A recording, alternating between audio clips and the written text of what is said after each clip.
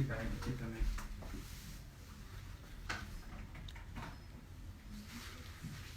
Tô achando. Um tempinho eu vou voltar. Vamos ver se ele vai conseguir entrar. Olá, boa noite. Vou ver se agora consegue entrar. Gente, me dá um retorno se melhorou um pouco a conexão. Se tá travando, não. Entra lá, Pi, pra ver. Oh, minha Nossa Senhora, deve estar. E aí, pessoal, tudo bem? A gente vai e volta, né? Eu tô perdida. Tô igual azeitona em boca de banguela. Vai. Vamos tentando, vamos ver se a gente consegue falar disso, Senhor. Ih, tá boa, Cris. Sandy, linda, Igor, tudo bom? Agora tá normal? Ah, então tá bom. Ei, Stephanie, gente, tá melhor agora? Como é que tá essa internet aí? Crisley. Ai, que bom que vocês estão voltando, que eu falei assim, gente, vai todo mundo embora, abandonar. Ou agora é hora de lanche, né? Então vai. Como é que tá, Lailinha, meninas? Como é que tá agora a internet? Fala pra mim, tá legal, não tá? Me dá um retorno aqui. Agora tá? Joia, meninas. Carla. Então eu vou seguir o barco, então. Pode ir lá então, pessoal? Me fala só se agora não está travando. Só escreve assim pra mim. Marcela falou assim, agora está. Me conta, está travando ou não? Fala também de diabetes gestacional com uso de insulina, boa. Eu tô tentando montar a Laila. Eu vou quem quiser ver a minha disciplina também, de matéria, tem o curso também. Ai, que bom, que jóia, que agora tá melhor, né? Obrigada, pessoal. Eu vou ver se eu coloco depois o quadro aqui que eu tenho pra gente dar algumas dessas aulas aí, tá? Parou de travar. Não, então beleza. Agora ninguém segura a gente pra gente falar sobre planejamento dietético do grupo materno infantil, beleza? Ingrid! E aí, delícia ver todo mundo aqui. Agora vai, se Deus quiser, isso aí. Boa, Fê. Pessoal, então, eu tava falando no começo da live, explicando pra vocês sobre como que a gente atende esse público materno-infantil, a gente planeja essa dieta, não tenham medo de atender o grupo materno-infantil. Às vezes o receio vem porque assim, a gente fala que o grupo materno-infantil, a gente tem um monte de tipo de gente pra atender. Que saudade de você, viu, Ingrid? E aí essas minhas ex-alunas, essas meninas lindas aí que viraram mamães, pode tudo atender menino. E aí, assim, o que é legal a gente se sentir segura é que nesse processo da avaliação a gente consiga absorver o máximo que a gente tem. Ei, Ellen. E aí, gente, o que seria legal da gente tá avaliando, então o público que a gente tá avaliando, então são os públicos, eu vou repetir porque talvez possa ter ficado pausado, né, e tal.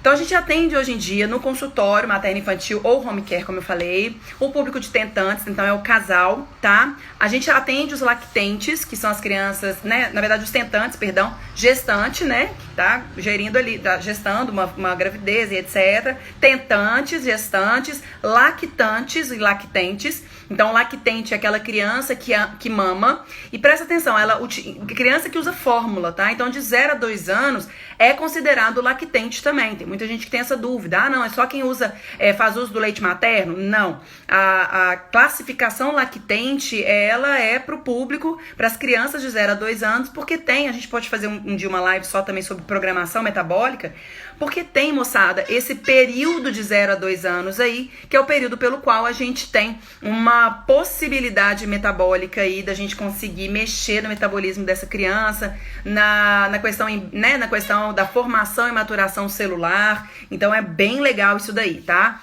Então, lactente é o público de 0 a 2 anos, lactante é quem amamenta. E a mulher que amamenta não tem faixa etária, né? Até quando ela estiver amamentando, quando a criança estiver com 4 anos, claro que a demanda, por exemplo, metabólica vai diminuir, mas ela ainda é inserida no grupo lactante.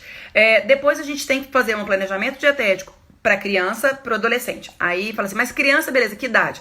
Puxa, depois do lactente, 2 anos, a criança é pré-escolar, só lembrando aí da faculdade, pré-escolar de 2 a mais ou menos 6 anos incompletos, então esse é pré-escolar, é no prézinho, na escolinha, pré-escolar. Escolar é de 6 anos completos, 7 anos até 10 anos, como eu falei pra vocês.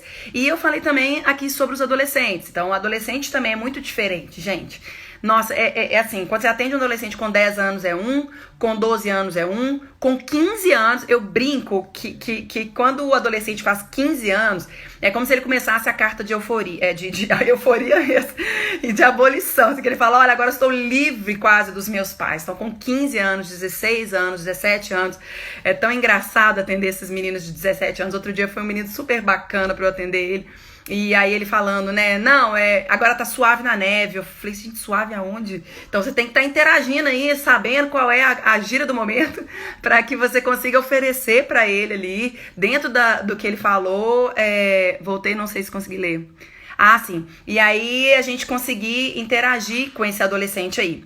Tá, Lailinha, você falou do diabetes estacional, boa. Eu falei que talvez eu dê aula com um quadro aqui, tá? E aí eu tenho que escrever mesmo, seria legal da gente poder escrever, pra gente aprender como é que prescreve, né?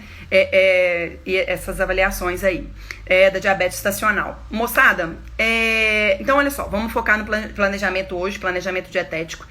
Então, hoje em dia, é muito legal a gente ter a oportunidade, e aí, pessoal, eu quero falar com muita alegria de poder trazer para vocês hoje a diferença de atender um casal tentantes. Eu não sei se vocês conseguiram ouvir essa minha fala, mas eu queria refazê-la, caso não tenham ouvido, assim. Durante muitos anos o papel vinha muito das mães que não conseguiam engravidar. Então assim, eu atendia várias vezes no consultório uma mãe que chegava pra mim e falava assim, poxa, eu não consigo engravidar, nossa, eu não consigo. E aí a culpa materna é muito grande, sabe, pessoal? Às vezes a sensação de tipo, olha, é a mulher que não engravida, é a mulher que não consegue. E isso foi se arrastando na cultura machista da nossa sociedade, né? Com todo respeito e carinho aos homens, mas a gente tem essa cultura ainda. E foi muito legal depois ver a oportunidade de que assim, a mãe, ela também trouxe o homem para esse atendimento. E hoje vários estudos falam que o comportamento nutricional do casal influencia diretamente na possibilidade de engravidar ou não. E isso é nutrição, isso é sensacional, é isso que eu falei, porque eu sou apaixonada. Nutrição é sensacional.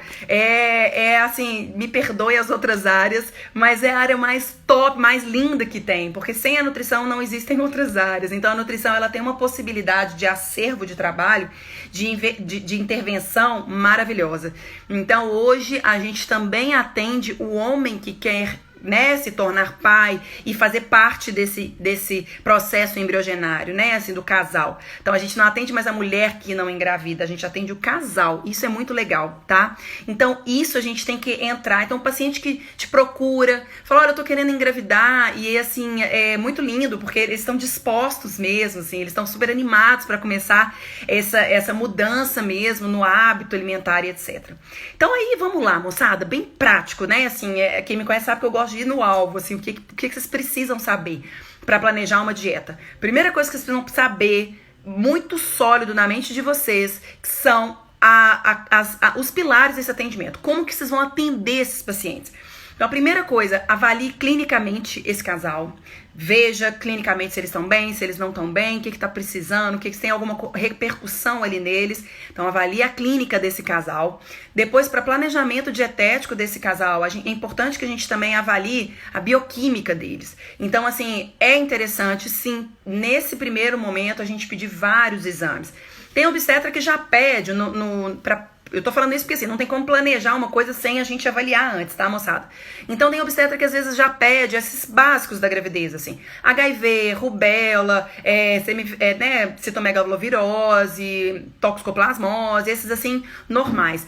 A nutrição, quando um casal me procura, e é legal da gente olhar, quando eles querem engravidar, avaliem todos os nutrientes, como eles estão sendo manifestados, tá? Então é muito interessante que a gente começa a observar como está a ingesta de algumas vitaminas. Então, uma coisa que eu queria muito trazer aqui para vocês, que a gente tem um pouco de dificuldade, eu sei porque eu trabalho, né, na docência, eu vejo muitas vezes os alunos com dificuldade aí nossa, Fefe, entrou lá o Babi, e aí, pessoal? Então, assim, uma coisa que eu vejo que há um certo receio da gente fazer isso na prática profissional, é conseguir falar entre vitamina, mineral, carboidrato, proteína e lipídio. A gente aprende muito separado isso daí. Babezinha que tá gravidinha, linda. Fefe. Então a gente vê muito separado, né? Então, e isso é muito ruim, porque a gente se perde ali. A gente não sabe como que a vitamina atua com o mineral, que atua no carboidrato, no metabolismo do carboidrato, que pode intervir no metabolismo de proteína ou lipídio. Não é verdade? Então a gente forma um pouco sem essas inter-relações. Então saibam, como eu falo em sala de aula, eu sempre falo para meus alunos, falo, olha, vitamina e mineral é precursor de muito processo metabólico, tá? Então assim, é precursor mesmo, ele que faz o metabolismo funcionar. Pra vocês saberem, né, que vitamina doa NAD e FAD. Quem lembra aí da bioquímica lindona lá, do mapa lindão, tem um monte de NAD e FAD ali funcionando. Então uma das principais, a primeira vitamina, paciente tentante, vocês têm que estar de olho, tanto para planejar dieteticamente a prescrição, quanto para avaliar se está legal ou não. Primeira vitamina que está constatada na literatura é a vitamina D. A vitamina D, eu brinco que ela é um pró-hormônio. A gente acha, quando a gente fala vitamina e mineral, no meu ponto de vista, deu uma banalizada, vocês não acham, não? Porque um monte de gente falando assim, nossa, você não come vitamina e mineral, mas não tem noção do que é isso, né? Então eu acho que as vitaminas deveriam chamar hormônios, pré-hormônios, que aí você faz um peso, né? Então, assim, vitamina D, ela é um pré-hormônio ativo, ela é extremamente maleável no metabolismo, e hoje alguns estudos sugerem até que ela também trabalha no sistema imunológico, sim, né? Então, embora não tenha aquela pesquisa da Itália lá sobre vitamina D, do Covid, mas que ela atua, sim, no metabolismo do sistema imune, sim, mas isso é um outro momento aí. Então, falando da questão da embriogênica, né? A vitamina D, ela está muito associada com os casos, principalmente na oferta do sêmen mesmo, da biossíntese do sêmen, tanto na velocidade quanto na concentração que a gente tem ali para aquele homem, né? Então, dosem. Primeiro, o paciente chegou no seu consultório, na hora de você fazer dos 5 pilares, né? Clínica, bioquímica, antropometria, dieta e o ambiente, avaliem ali na bioquímica a vitamina D. Como que o nutricionista pode pedir vitamina D? Vocês vão escrever no receituário assim, solicito os seguintes exames bioquímicos. Escreve lá, 25-hidroxivitamina D, tá? Então, 25-hidroxivitamina D ou OH, né? 25-OHD. Que aí eles vão estar investigando a vitamina, né? A hidroxivitamina D, que é a forma ativa do plasma, que é ela como se ela fosse na forma D3, tá? E uma coisa muito importante para vocês saberem é que não adianta o paciente consumir vitamina D, né? Que assim, vamos combinar que pouco a quantidade de vitamina D que ele tem na concentração do plasma advindo da dieta. Se ele consome bem de vitamina D, mas se ele não tem uma oferta tão boa do meio colesterol, não adianta. Lembra que ela é lipossolúvel? Então lembrem, vitamina lipossolúvel precisa de gordura na dieta. Olha lá, eu interagindo o lipídio junto com a vitamina. E isso faz parte do processo da absorção, senão não tem jeito. Então, bem praticamente, né, avalie bem na prática da vida, avalie aí a concentração de vitamina D desse casal que tenta. Então, e aí, planeje uma dieta conforme esse resultado. Então, avalie a vitamina D.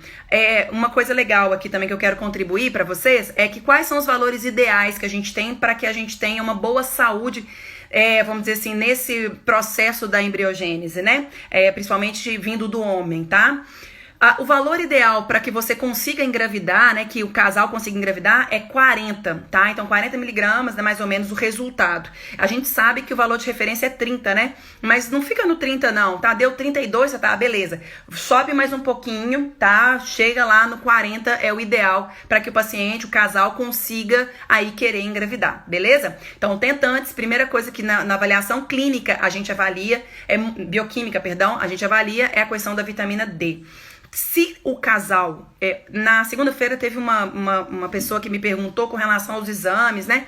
Que às vezes fica caro pedir, e eu acredito que fique caro mesmo pedir, moçada. Mas de todo afeto, assim, uma coisa que eu acho que seria interessante é conversar com esse casal tentantes. Às vezes são pessoas que fazem FIV durante muitos anos, né? Fertilização intravitro, que às vezes são 2 anos. Para cada tentativa é uns 10 mil reais, eles já estão tentando. Então, assim, é caro, mas sugere a eles se eles podem dosar o complexo B. Então, é um outro complexo polivitamínico, né? Que é o complexo B, mas é muito caro. Exame de vitamina B é caro, tá? Mas você conversa com o casal, tá? Se o casal tiver condição de dosar, se por exemplo, ele não conseguir alguém para transcrever isso, se ele puder pagar particular, ele dosa. Por quê?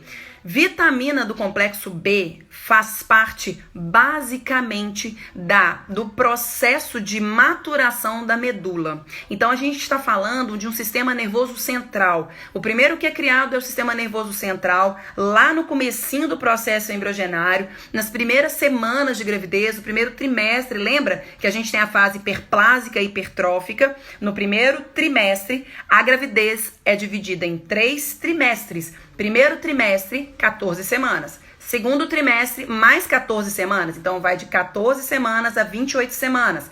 O último trimestre, mais 14 semanas. De 28 semanas até 42 semanas, ok? Então, dentro desses 3 momentos aqui, o primeiro momento é fundamental, tá? É o momento onde a vitamina do complexo B, ela forma, principalmente a B12, tá? Ela tá associada, principalmente na formação do DNA. Então, ela atua diretamente ali com a homocisteína, com a cisteína, doando ali, ó, um grupo M para a formação do DNA. Olha isso! Nutrição é bonita demais, vocês não se emocionam, não? Gente, você precisa de vitamina do complexo B para você fazer DNA. Olha que lindo, gente, materna é tudo, e vai pra materna. Então, assim, é lindo quando a gente percebe que às vezes tem pacientes que não têm uma oferta boa de complexo B, abortam durante anos e basicamente era só a gente vir aqui oferecer, saber que o complexo B está associado diretamente com a síntese de DNA e RNA e a gente dosa isso. Então, dosem complexo B. Lembrando que o complexo B a gente também tem um ácido fólico ou metilfolato, né? Que é a formativa do ácido fólico. Então, a Ana Paula, isso, Aninha, olha, Mari, as anomalias podem vir daí. Vem daí. Olha, eu falo que o processo dos tentantes, né? E desde o primeiro trimestre é o momento que a gente mais tem que saber se você tem um substrato bacana para aquela célula ser amadurecida.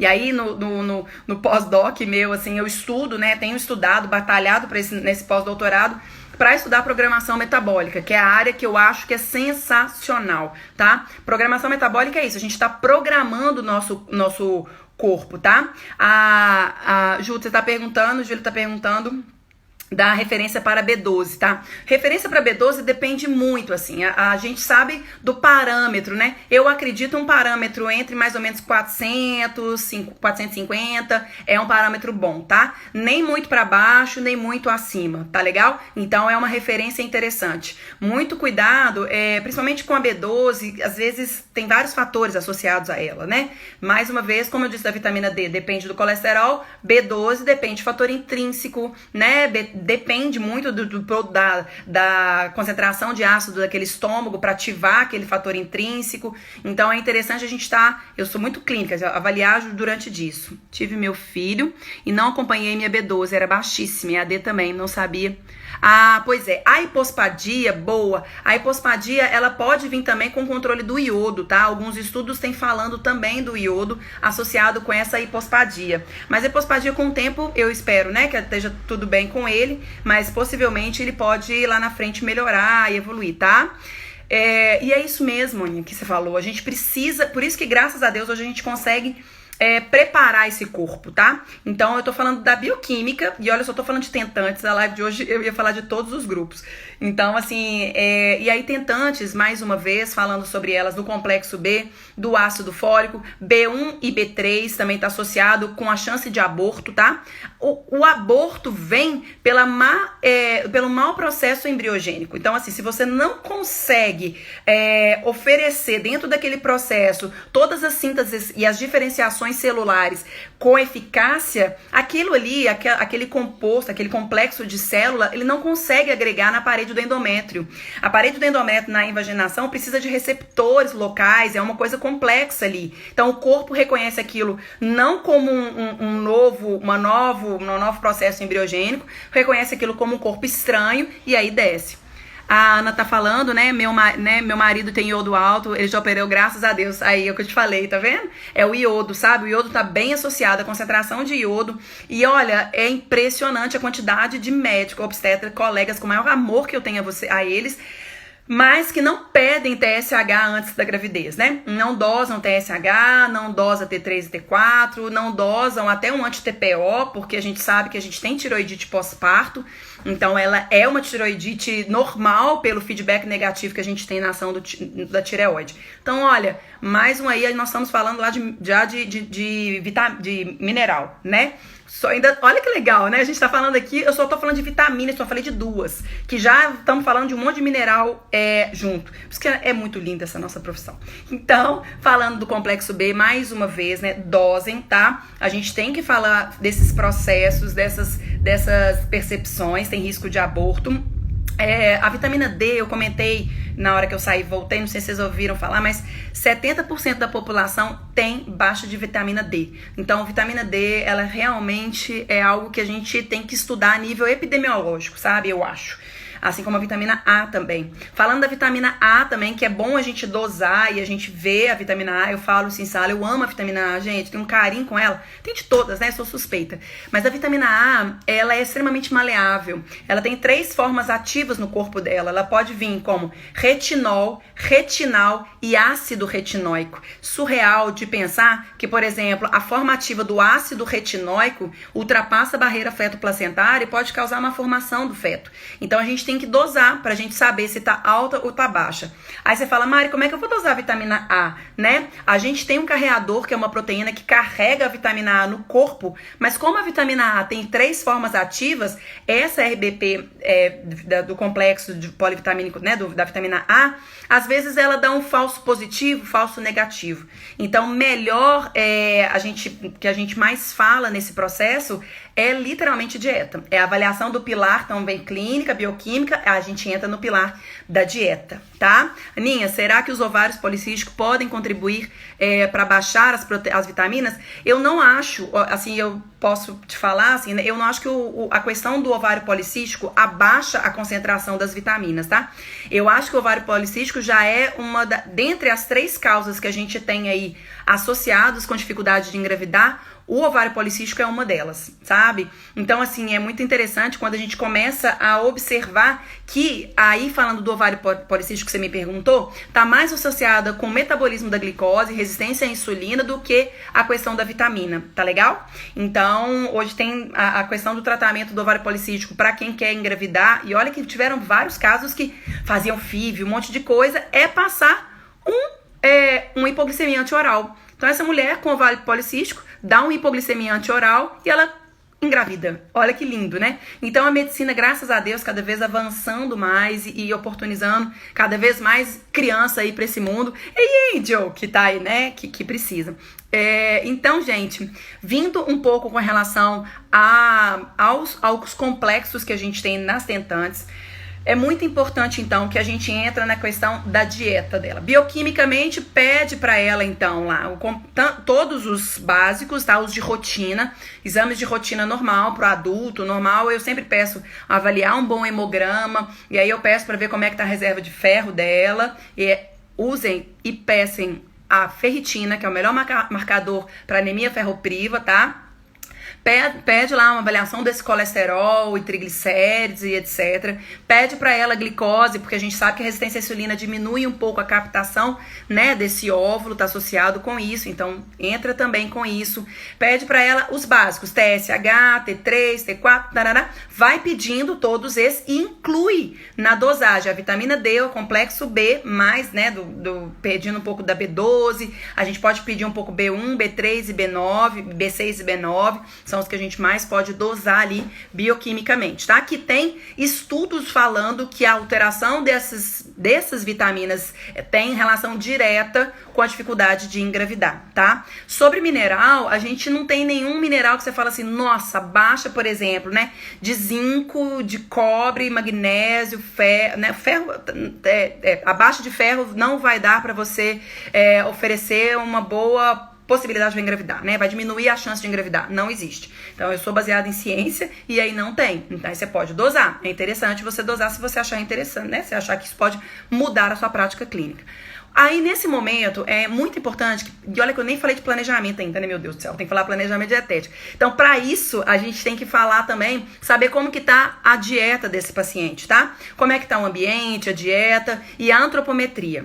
Então, eu quero focar para vocês, intentantes, a dieta dessa paciente, a oferta dietética. Vários estudos falam mais da qualidade da oferta do que a quantidade também, né? Mais a qualidade. Existem alguns fatores de risco que fazem com que a tentante seja infértil, tá? Dificulta a engravidar. Primeiro deles, que é um dos que a gente fala demais, é refrigerante. Refrigerante é uma droga mesmo, é uma droga no sentido de droga mesmo, não só de droga que é ruim, mas de droga que é algo, né, que não é bacana pro corpo da gente.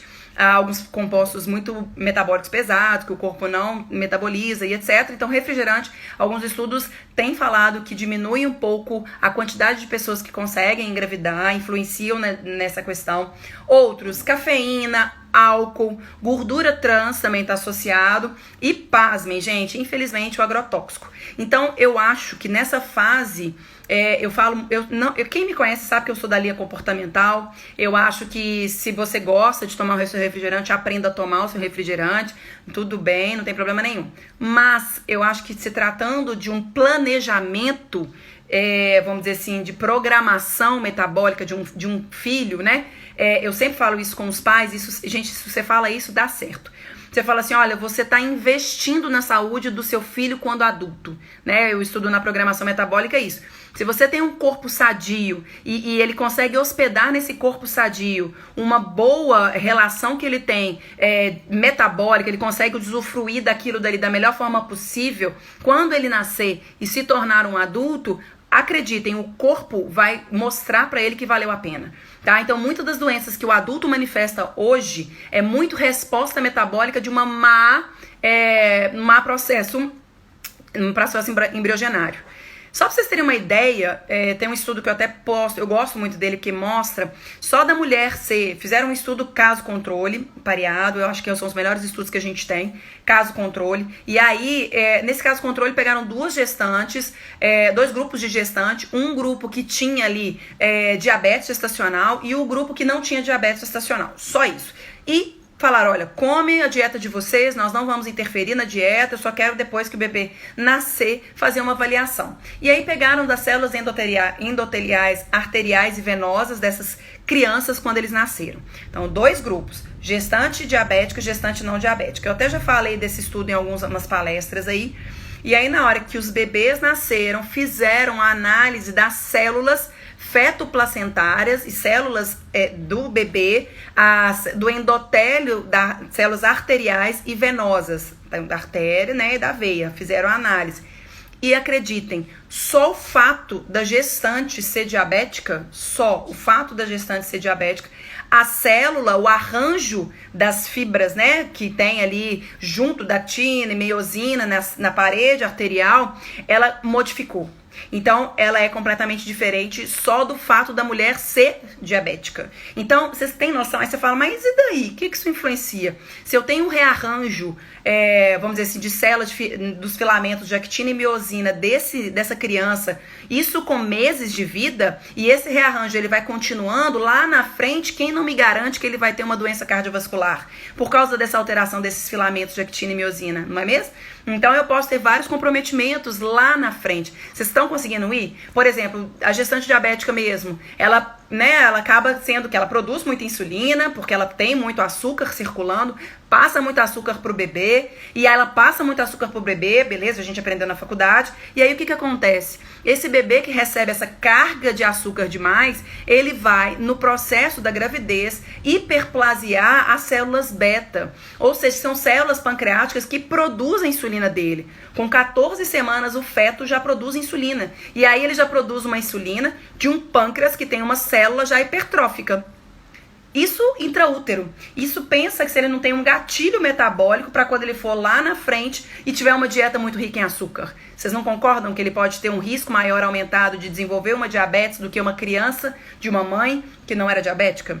Então, o que eu tô falando para vocês é o que a gente comentou, é um investimento. Então, nessa época, peçam para o papai e para a mamãe, futuros papais e mamães, que melhorem, qualifiquem a dieta deles e não consumam exatamente esses elementos que eu falei para vocês, tá?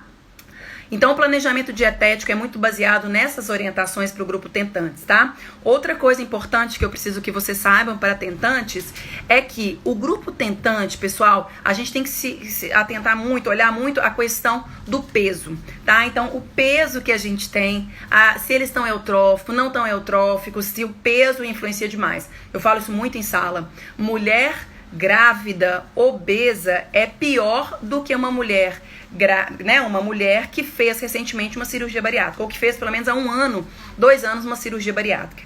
Por quê? A gente sabe que a obesidade, ela é inflamatória. Então, a gente vai estar mostrando para eles ali, né, vai estar disponibilizando citocinas inflamatórias do tecido adiposo. Se a linguagem estiver difícil, vocês me falam, tá? Então, a gente sabe que o adipócito, adiponexinas e outros tipos de marcadores, outros citocinas inflamatórias são secretadas ali dos adipócitos que vai estar sendo oferecido para esse bebê. E aí é muito sério, já tem gente que fala assim, já que você tá grávida, então vamos emagrecer. Já que você tá grávida e é obesa, vamos emagrecer. Não faça isso, tá? Então, a prescrição dietética para a paciente que ela quer engravidar, o planejamento dietético, vocês vão trabalhar primeiro para perder o peso, para o casal entrar em eutrofia, e isso é ótimo, tá? É importante que eles entrem em eutrofia. A Sociedade Brasileira de Cirurgia Bariátrica, eles falam que é melhor a mulher fazer a cirurgia bariátrica do que ela engravidar obesa. Só pra vocês terem uma noção, assim, que é mais interessante pós-bariátrica. E várias pessoas falam, já que você tá gorda mesmo, engravida e toca o barco, depois você emagrece. Não, a gente tem que oferecer um corpo bacana pra essa criança, tá? Passou essa tentantes, façam esse planejamento. Claro que tem outras coisas ali que a gente pode estar mexendo, mas de uma maneira mais resumida que a gente fala disso. Depois que esses tentantes engravidou, graças a Deus, engravidou. E aí, o que a gente tem que planejar para a dieta de uma gestante? Do mesmo jeito, como eu falo muito no meu curso lá, o Nutrimãe Filho, eu foco muito nesses 5 pilares. Foquem nesses pilares, nessas avaliações. Se vocês tiverem bem isso aqui avaliado, a conduta de vocês vai ser a mais assertiva possível, tá? Então, na gestante, olha a clínica dessa gestante. É muito comum, às vezes, as gestantes já chegarem no consultório, vamos dizer assim, extremamente já desnutridas, às vezes, ou desnutrida que eu digo de nutriente, tá? Não digo de peso, não, tá bom? Às vezes, elas não fizeram esse preparo para engravidar. E aí, uma coisa interessante quando a gente fala do grupo da gestante, que muitos médicos já entram com ácido fólico, né? Isso mesmo? O ácido fólico, veja bem, pessoal, uma coisa muito importante do ácido fólico, e tem vários mitos, né? Inclusive, coitado dos meninos, né? Das mães que tentam durante muito tempo, tomam ácido fólico durante muito tempo e falaram que os filhos iam ser autistas. Vocês lembram dessa notícia? Então, eu sempre falei em sala, olha, isso daí não tá mal contado, a gente tem que ter uma pesquisa a longo tempo e justamente que eu tenha uma amostragem maior. Foi feita uma pesquisa com uma amostragem maior que mostrou que realmente não há associação entre o ácido fólico e a frequência de crianças com autismo. E aí, o que a gente tem que saber com essa gestante que chega lá? Não é o tempo, há quanto tempo que ela toma o ácido fólico. Isso não interfere, né, no risco do excesso do ácido fólico. A gente tem que saber a concentração, a quantidade de ácido fólico que ela toma por dia, tá? Lembrem, vitaminas e minerais em excesso, elas realmente podem ter um prejuízo muito grande, tá? Então, a gente toma esse ácido fólico na concentração que a gente pode, ou 400 microgramas aí de metilfolato, ou até 5 gramas do ácido fólico, tá? É o melhor. Aí você fala, Mari, mas você prefere metilfolato ou ácido fólico? Eu prefiro metilfolato, porque tem algumas mulheres que têm dificuldades nos receptores, né, assim, que não conseguem hidrolisar o ácido fólico, e isso é mais comum do que vocês imaginam, e aí o ácido fólico não vai ser usado, vai ser só eliminado. Então o metilfolato garante para essa mulher que ela vai estar tendo mesmo a oferta da forma ativa mesmo, de todo o ácido fólico, e vai ter um resultado muito melhor para ela, tá? Então, moçada, olha só, prescrevam nesse momento para ela o planejamento para essa gestante. E aí uma coisa que eu queria discutir com vocês, isso é muito pessoal, tá? Eu acho que nesse processo embriogênico, lembrando que o primeiro trimestre da gravidez aí que eu já falei, ele é hiperplásico. O que é isso? Eu estou produzindo várias células, esse bebê está incrementando esse processo de células aí, assim, numa velocidade absurda. A gente tem que lembrar que, olha só, esse processo embriogênico, ele precisa de substrato metabólico. E o substrato metabólico advém de vitaminas e minerais, tá? Então, carrega essas vitaminas e esses minerais já no processo embriogênico. Então, às vezes eu gosto, aí eu avalio, olha só, quando eu falo dos pilares, eles são indissociáveis. Então, se você faz no pilar da dietética e avalia que essa mulher ela não consegue suprir a quantidade de vitamina e mineral que ela precisa, aí eu acho que é interessante discutir com o médico se já no primeiro trimestre entra com um suplemento vitamínico, polivitamínico. Porque eles entram, geralmente, muito lá pro segundo trimestre, né? 14 semanas, 16 semanas. E aí, o que eu falo, pessoal, às vezes já passou a hiperplasia, né, assim, rápida e já tá entrando com hipertrofia celular. E aí, o que eu precisava de substrato ali não foi bem implantado. Então, pessoal, nesse primeiro momento, discuta com o médico, junto com isso, o planejamento dietético, que a gente possa prescrever para ela ali um polivitamínico também. E aí vocês vão falar, Mari, beleza, e caloria, né? Como é que é isso? A gente nem falou de caloria aqui, né? A gente primeiro tem que pensar de quem que tá falando, de qual que é o paciente que eu tô falando. Será que esse paciente vai conseguir seguir uma dieta com cálculo dietético bonitinho, quantidade? A gente sabe que isso aí é extremamente vulnerável com o ambiente que ela tá ali inscrita, né, gente? Então, as minhas gestantes mesmo, lindonas que estão aí grávidas no período da quarentena, a ansiedade tá ao máximo, então a gente sabe que não dá pra seguir certinho. O que a gente sabe que a literatura mais nos orienta é que calculou o recordatório, depois do todo, olha, o grupo materno-infantil sempre tem taxa metabólica basal, vezes o fator de atividade, eu tenho o meu valor calórico total e um adicional. Então eu tenho adicional gestacional, adicional do lactante, adicional da criança. Então assim, no cálculo dietético a gente tem sempre um adicional, que vai muito com o que o paciente come. Então isso é muito legal essa discussão entre os nutricionistas, mas usa, não usa. Eu sou do caminho do meio, eu acho que depende de cada caso, é um caso. Tem caso que eu uso, tem caso que eu não uso, e aí vocês vão decidir junto com o caso de vocês, e eu tô aqui se vocês precisarem de ajuda. Então, para a gestante, no primeiro trimestre, a recomendação que a gente tem é que ofereça para ela 85 calorias, já do que ela come. Então, é muito pouco, né? É um pão de sal sem miolo. É nada. E é muito interessante porque nessa fase a gente tem a ação da progesterona e estrogênio que aumenta a hiperfagia, né? Estimula a hiperfagia. Então, ela tem muita fome. E ela não precisa comer tanto assim, segundo a literatura, tá? E aí, em contrapartida, a gente tem que ver a clínica. Será que ela tá vomitando tanto, que ela não tá? Então, é muito importante que vocês saibam que a gestante, no começo da gravidez, até 15 semanas, né, dos primeiros 3 meses aí, ela pode perder até 3 quilos, não tem problema nenhum. Ela não pode perder mais do que isso, porque ela vai precisar dessa reserva aí. Então, ela pode manter o peso, e aí vocês lembram, né? O importante é o peso pré-gestacional. Calculou esse peso pré-gestacional, a gente estabelece para ela qual é, eu brinco em sala, né? Qual é o prognóstico da gravidez, e aí eu calculo exatamente, assim, quanto que ela tem que pesar por semana, tadinhas. Eu falo com ela assim, olha, a cada 2, 3 semanas você vai pesar, você tem que estar nesse peso para ganhando quantas gramas, porque isso lá na frente, quando a gente tem a gravidez, a gente lembra que aumenta o volume de sangue dessa gestante. Então essa gestante aumenta muito o volume de sangue que ela produz. Ela faz eritropoiese, ou seja, ela aumenta a quantidade de células vermelhas. Aumenta a quantidade de células vermelhas, aumenta a quantidade de plasma, aumenta o volume, então, disso, né? Quanto que ela consegue ejetar de sangue desse coração. Então, há uma sobrecarga cardíaca, há uma sobrecarga renal, porque eu tenho volume maior, então o rim tem que filtrar. Então, assim, uma sobrecarga metabólica, fisiológica muito grande. Vocês lembram aí, meus alunos, fisiologia da gravidez eu preciso gravar um vídeo sobre fisiologia da gravidez, porque é caótico mesmo, tá? Então, o que acontece? Se ela tem mais sangue na mesma artéria e no mesmo vaso, assim, vamos dizer, essa artéria, a parede desse vaso, ela fica pressionada, porque antes eu tinha um pouquinho de sangue, agora eu tenho mais, então pressiona, aumenta a pressão arterial dessa grávida, né? Então a gente tem que tomar muito cuidado com a questão do peso também. Então você fala, Mari, mas o que o peso está associado junto com a pressão arterial? Está vinculado diretamente com a redistribuição dessa carga de plasma e de sangue no corpo, né?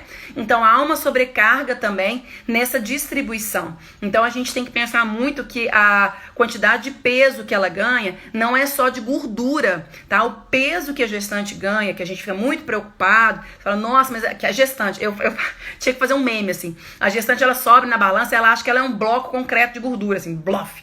E ela esquece que, assim, só pra vocês terem uma ideia, assim, o corpo aumenta, chega até 3, no dobro, mais de quase 3 litros de sangue. Antes ela tinha 1,8, 1,5 de sangue, chega a 3.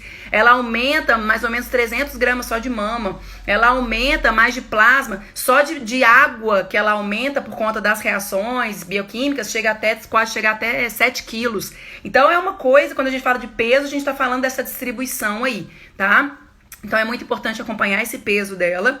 Prescrever a dieta. Então, primeiro trimestre, você pode prescrever para ela 85 calorias a mais dentro da taxa metabólica basal, vezes, né, ali o fator atividade. Depois, pessoal, no segundo trimestre, 285 calorias. Então, a gente aumenta só mais um pouquinho, só umas 300 calorias a mais do que ela precisa para ganhar na projeção de ganho de peso dela. E no último trimestre, chega até 400 calorias, 470 calorias, tá? Isso é muito singular, muito singular. Não se esqueçam, depende da gestante que você está atendendo. E uma coisa que eu queria falar com vocês, dentro dos 5 pilares lá da clínica, então, não deixem de avaliar edema. E aí, é edema mesmo, pressionar, tensionar, sinal de cacifo, ver a classificação de quanto que ela está inchada.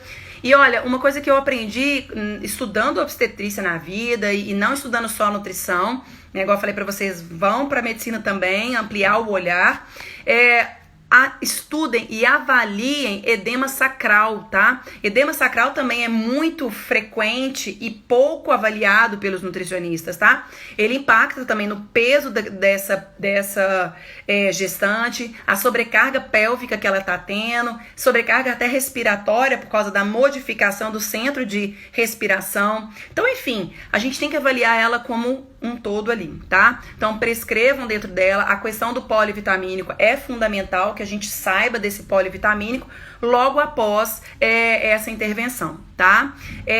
Então, o planejamento dietético para gestante é isso, gente. Se vocês tiverem alguma dúvida, vocês me falam aqui. Vocês estão muito caladinhos.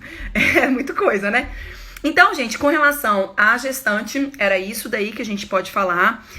Não se esqueçam de estar sempre vinculado a ela. E uma coisa que eu queria muito falar com vocês é do puerpério. Então, essa gestante ganhou esse bebê, essa gestante ganhou esse filho. E assim, gente, é uma coisa muito louca, eu falo em sala. Em menos de 24 horas, rapidinho ali, essa gestante que cria dentro dela um órgão chamado placenta, um órgão de alta complexidade metabólica, um órgão que produz glicogênio, então ele faz neoglicogênese, um órgão que produz, olha, ele produz progesterona, produz estrogênio, que faz, esses abençoados aqui de Deus, das mulheres, esse estrogênio e progesterona, tudo quanto é feedback que era positivo vira negativo. Então, eu até falei outro dia num vídeo, e é isso mesmo, assim, ele mexe com todos os sistemas metabólicos da mulher, né, fisiológicos, e aí, em menos de 24 horas, esse bebê nasce com esse bebê junto à placenta, que é outro parto, né? Nasce o bebê e a placenta. E a placenta vai embora, e aí essa mulher e esse corpo fala assim, gente, cadê que tanto de progesterona e estrogênio? Em menos de 24 horas, esse corpo tem que se reorganizar. E ele sofre uma alteração metabólica muito importante. Então, assim, eu falo com muito cuidado, carinho, dê atenção. As minhas gestantes que ganham bebê, eu faço questão de acompanhá-las no pós-parto. Porque é um momento que, assim, gente, todo mundo esquece delas, assim, né? Agora é atenção pro filho, inclusive ela, tá? Eu sou mãe de 3, eu sei, nasceu, eu me viro aqui, bluf. E aí, o cabelo de gestante começa a cair, ela tem uma anemia, né? A anemia da gestante é fisiológica, não tem como, né? Há uma hemodiluição de proteína plasmática. Lembra, hemoglobina, o hematócrito são proteínas plasmáticas. Então, as proteínas estão, assim, desesperadas para oxigenar. De repente, sai a placenta, ela tem que voltar ao normal e ela fala, e agora, José? Como é que eu vou me virar? Então, existe, sim, no pós-parto baby blues, que é uma alteração do sistema hemótico, né? Do sistema hemótico, não, do sistema límbico da mulher, vinculado com as emoções dela, vinculada com todo esse rearranjo metabólico. Isso é normal. Acho que a mulher que não tem essa alteração do humor, assim, ela é super mãe, porque realmente é normal sentir alguma insegurança, uma tristeza e etc. Então, moçada, no pós-parto, no puerpério, existe na literatura algo que quem tá aí anotando, anota mesmo, estuda, chama-se esterogestação. A esterogestação é...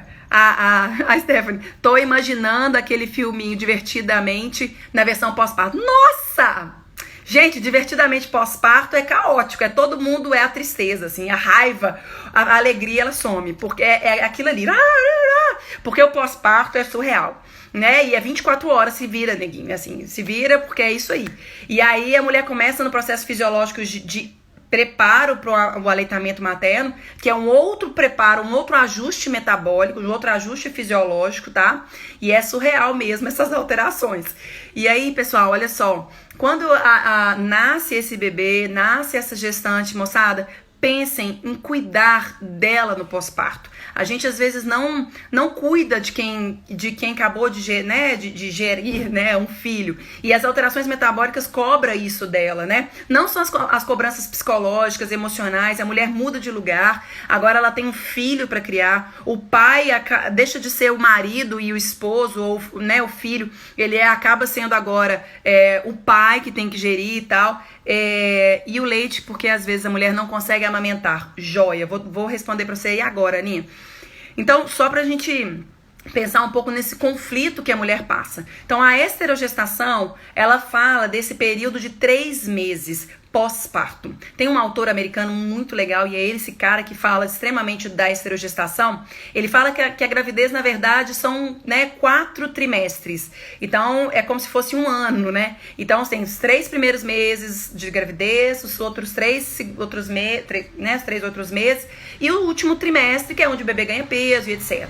E aí, moçada, ele incrementa esses 3 meses pós-parto, que são as adaptações fisiológicas que tem por conta dessa sobrecarga que ela tem metabólica. E é um reajuste total. Então, olha só, durante a esterogestação... Pausado. Voltou aí? Então, durante a gravidez, o que ela tem é muito importante, tá, gente?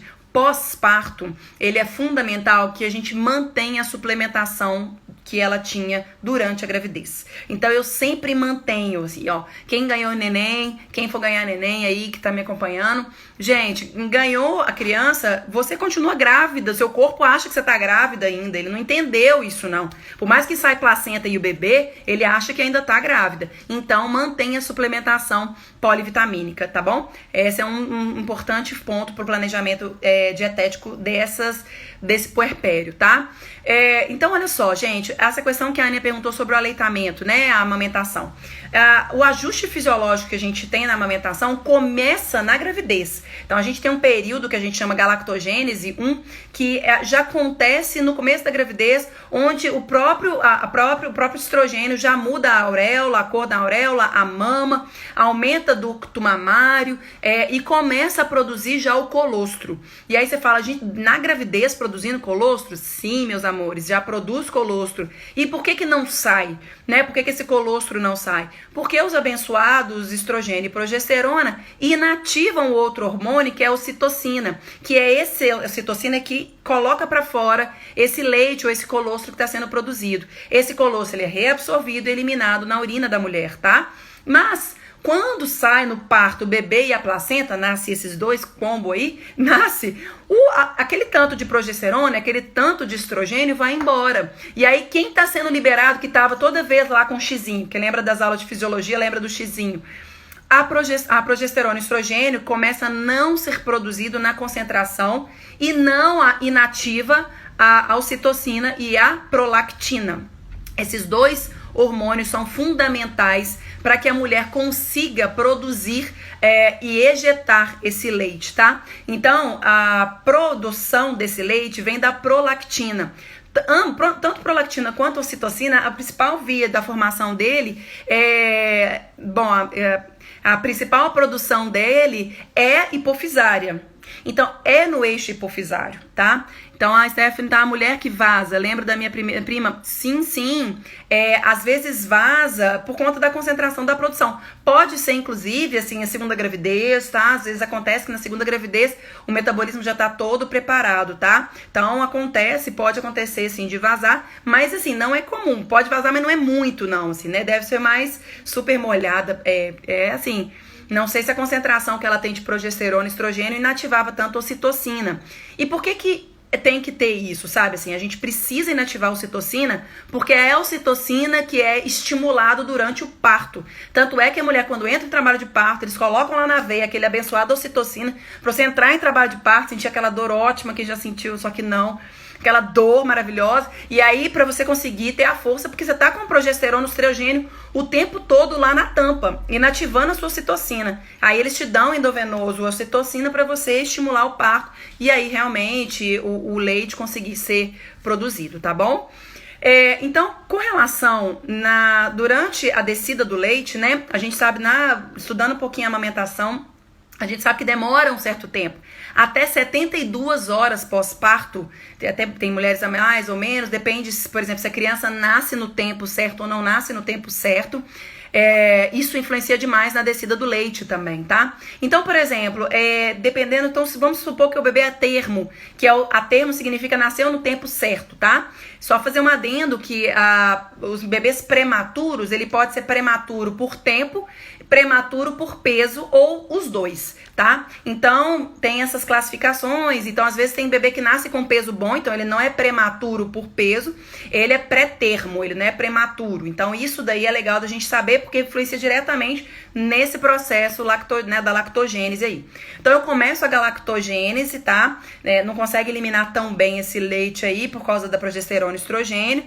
E aí, na hora que sai a placenta, desce o leite, depois mais ou menos 72 horas. E aí, esse leite que sai, moçada, a produção desse leite, junto com a prolactina e a ocitocina, ela é estimulada diretamente com a percepção emocional da mulher. Assim, gente, é impressionante quanto que o cortisol em excesso inativa a ocitocina e prolactina. E o cortisol, eu tô te falando assim, de estresse, de raiva, de medo, de dor. Então, vários outros hormônios e neuroreceptores que a mulher secreta inativa também a produção, a prolactina e a ocitocina. Por isso que vocês veem tanto na internet aí falando que a mulher tem que relaxar, né, que tá lá morrendo de dor e fala, não, mas é tudo lindo, né? Não, amamentar não é somente um ato, vamos dizer assim, de instinto. A gente aprende a amamentar, aprende mesmo, assim, a gente sofre a mulher que sofre, ela vai até o final aguentando aquilo ali,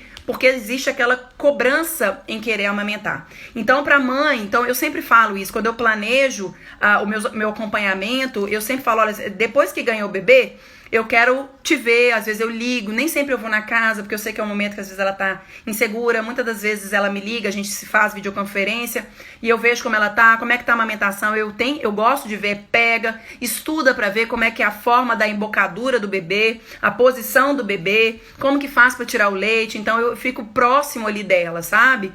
Eu acho isso importante, até pra trazer segurança pra ela, tá?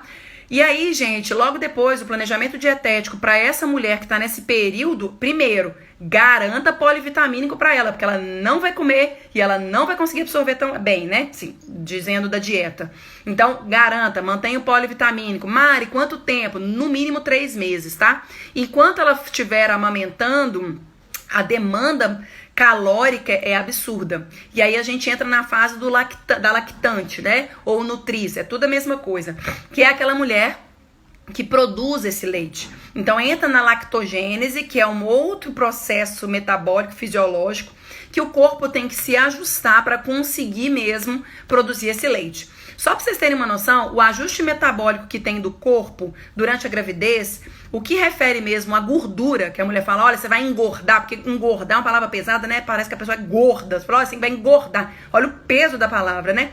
Na verdade, você tem que falar com ela, olha, você vai ganhar peso referente à água, peso referente a sangue, né, que é volume mesmo, plasmático e sanguíneo, e o que ela vai ganhar mesmo de peso referente a tecido adiposo, se for uma gravidez eutrófica, se ela estiver bem, ganhando curso aí de 12 quilos no mês, desses 12 quilos, cerca mais ou menos de 4 a 5 quilos só que é tecido adiposo. E esse tecido adiposo aí de reserva para lactação, porque o gasto metabólico é surreal na lactação. É muito grande mesmo, tá? Só pra vocês terem uma noção, para cada ml que a mulher produz, ela gasta em torno de 67 a 70 calorias. 70 calorias. Olha, uma balachita tem 20. Então, 2, 4, 6, mais ou menos 4 balachita a cada ml, né? Então, tem, dependendo no primeiro da gravidez, no começo da gravidez, uma coisa que eu falo em sala de aula, e eu quero falar aqui com vocês, né, que é outra sala de aula, é que durante a produção de leite, né, que ela vai produzindo esse leite, ela vai gastando energia para produzir, e lembrem-se que ela produz um leite que tem energia, que tem caloria. Então ela tem que produzir 2 vezes, ok? Então por isso que ela gasta tanto. Então ela produz lá 800 ml de leite, no comecinho da gravidez, não, né, o volume gástrico da criança é mais ou menos, pela literatura da Sociedade Brasileira, é de 30 até 40 ml por quilo de peso. Maria, aquelas que não produzem leite, não conseguem amamentar, o que aconteceu? Que esse leite não formou e não desceu. Boa, Fefe? Olha só, acontece da mulher não amamentar, dela não conseguir, tem vários aspectos, né? E quando a gente estiver avaliando ela, a gente tem que saber assim, existe uma doença mesmo de mulheres que têm deficiência na produção de prolactina e ocitocina? Existe? Existe.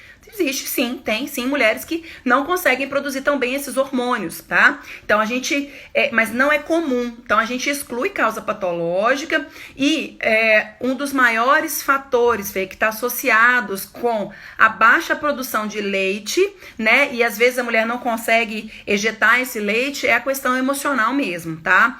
Agora, outros fatores que podem influenciar para ela não conseguir ejetar o leite é se ela faz uma redução de mamas, né? Onde não tem jeito, assim, quem faz redução de mama, corta mesmo os ductozinhos ali, é tudo muito bem anatomicamente planejado, como diz meu marido, que o papai do céu fez, o homem não consegue mexer. Então, assim, na hora que da redução de mama, é muito difícil a mulher conseguir ali ejetar aquele leite. Ela até produz, mas às vezes ela não consegue ejetar. E aí pode ter obstrução do bico mamário, né? Pode ter várias questões associadas a isso. Por isso que eu falo pra vocês que é muito interessante a gente estar sempre trabalhando em conjunto para alguém que seja especializado em amamentação.